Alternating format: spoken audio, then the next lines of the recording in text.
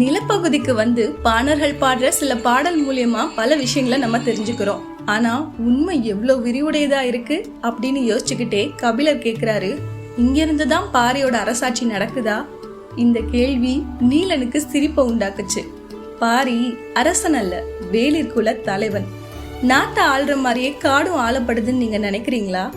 காட்டை யாராலையும் ஆள முடியாது. சின்னஞ்சிறு மனுஷனால என்ன செய்ய முடியும்? பகை, துரோகம், வீரம், சாவு, அவ்வளவுதான். ஆனா காட்ட பாருங்க, எண்ணில் அடங்காத உயிர்கள், ஒவ்வொன்றும் அளவில்லாத ஆற்றல் கொண்டிருக்கு.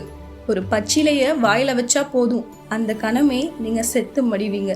தொழில் விடுற ஒற்றை இலை உங்களோட வாழ்க்கையை முடிச்சு வச்சிரும். உங்களால முடிவு செய்ய முடியுமா? காடு இலைகளால் ஆனதா, மரங்களால் ஆனதா, விலங்குகளால் ஆனதா, பாறைகளால் ஆனதா, பறவைகளால் ஆனதா, அல்ல கொம்புகளால் ஆனதா?